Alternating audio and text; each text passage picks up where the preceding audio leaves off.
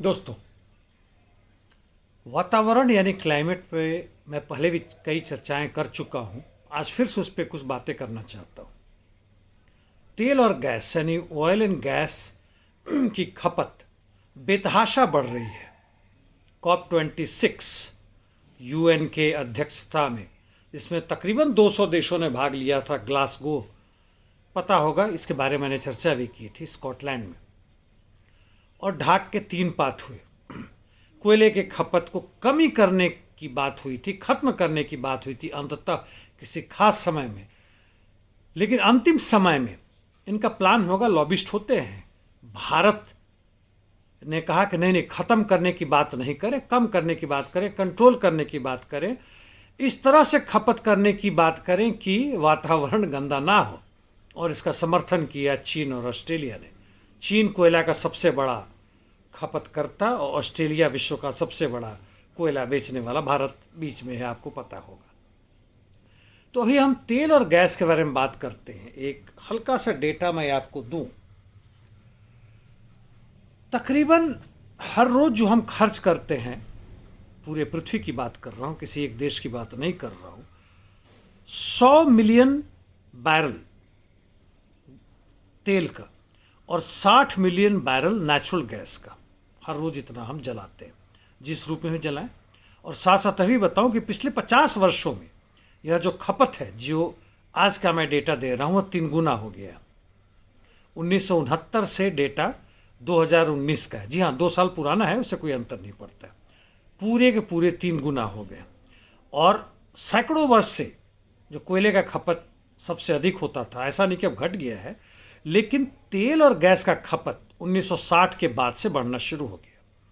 तेल का एक्सट्रैक्शन, खोज, समुद्र, गहरे समुद्र में जाकर, दूर समुद्र में जाकर जमीन से उनका ट्रांसपोर्टेशन और उनका कन्वर्शन वेरियस अदर एलिमेंट्स में, जैसे पेट्रोल, डीजल आदि आदि।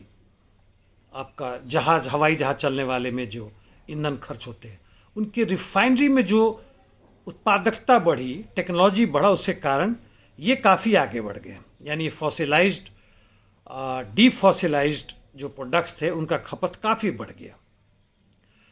दिसंबर 2020 यानी 1 वर्ष पहले की बात, जो डेटा हमारे पास है, तकरीबन 2380 बड़े बड़े पाइपलाइन, छोटे की बात नहीं कर रहा हूँ, जो 162 देशों में ये सप्लाई करते हैं तेल और गैस की।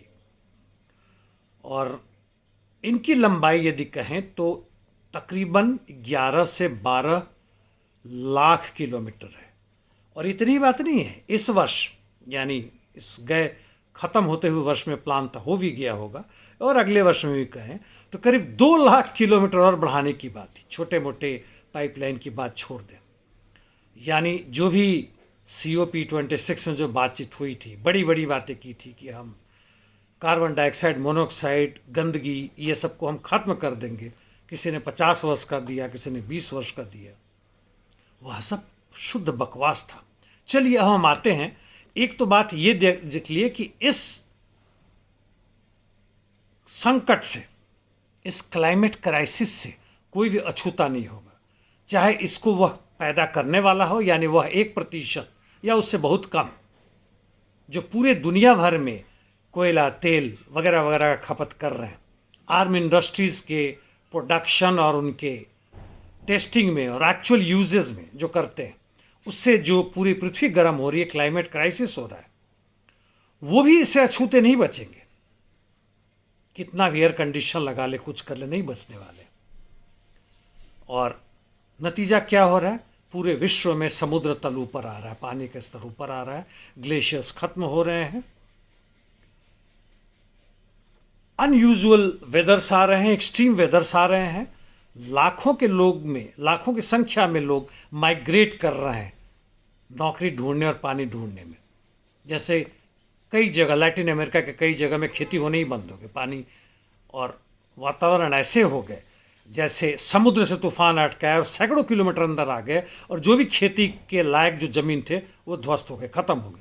हो सकता है 10 वर्ष बाद फिर आए, लेकिन अभी तत्काल में खत्म हो गए और वहाँ से लाखों लोग पलायन कर रहे हैं, रिफ्यूजीज बन के जा रहे हैं। इस पर भी मैंने चर्चा की थी। खैर, तो बॉटम लाइन यह है दोस्तों कि ये लोग जो इस पृथ्वी को गंदा कर रहे हैं, पृथ्वी को आदमी के जीने लायक नहीं रहने दे रहे हैं और बहुत तेजी से वातावरण बन रहा है। उम्मीद थी, कोशिश थी कि ये लोग 1.9 या 2 डिग्री सेंटीग्रेड जो अभी चल रहा है, उससे भी अधिक चल रहा है, प्रति वर्ष जो तापमान बढ़ रहा है, प्रति दशकों में जो बढ़ रहा है, खास समय में, पहले जो 1.5 डिग्री सेंटीग्रेड था, 2 आ गया, उसको घटा के वापस 1.5 लाया जाए, यदि कम ना कर सकते हैं तो। पिछले 100 वर्षों से यह देखा जा रहा है, लेकिन उसका कोई अभी हल नज़र नहीं आ रहा है। तो बॉटम लाइन यानी मूल चीज़ यह है कि यह पूंजीवाद अपने घर में पहले तो वह क्राइसिस पैदा कर रहा था जिसके बारे में हम पढ़ते लिखते बात करते, यानी उत्पादन करने का तरीका, और उसके कारण जिस संकट में पड़ता है, जितना तेजी से उत्पादन करता है उतना ही ज़्यादा ओवर प्रोडक्शन और अंडर कंजम्पशन होता है, मजदूर बेरोजगार हो रहे हैं, आजकल तो भारत में करोड़ों में हो रहे हैं, और उतना ही ज़्यादा उसको बचाने की कोशिश में वो लगा रहता है। धर्म, जाति, देश, व्यक्तिवाद, सब घृणित चीज़ों को लाता है, कोशिश करता है कि आपको उससे भटकाए, तोड़े। और दूसरी तरफ उसी के गर्व से जो पूरे विश्व भर में क्लाइमेट क्राइसिस आ रहा है, क्लाइमेट इमरजेंसीज हो रहा है, उसी के गर्व हो रहा है।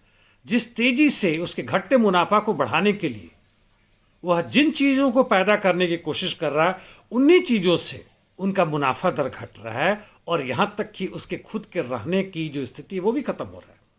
मान लेते हैं कुछ बच भी जाते हैं, तो जब मजदूर ही नहीं रहेंगे तो तुम उत्पादन करके बेचोगे किससे? रोबोट से? रोबोट से बनवाओगे, रोबोट को बेचोगे?